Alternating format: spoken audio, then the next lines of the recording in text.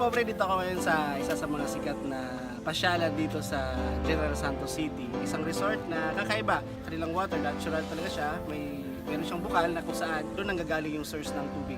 Dito lang ng ibang mga resort na swimming pool talaga siya, may filtered, ganun talaga. So ito ngayon, ikutan natin, titingnan natin kung anong mayroon dito sa Olaer Spring Resort.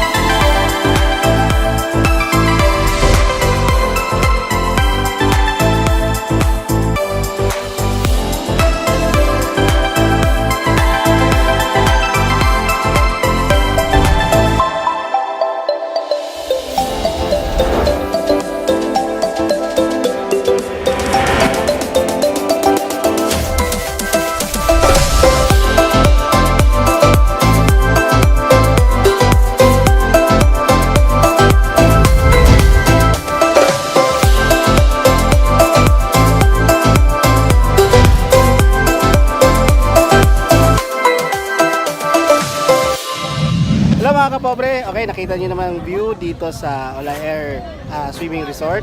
Actually, ito yung talagang pang-family bonding yung resort na to dahil sa dami na mga locals na pupunta. Siguro kami lang dito yung dayo, kaya nandito kami. So, yun, samahan niyo pa rin kami sa next adventure namin at trip dito pa rin sa Lakwatcherong Pobre.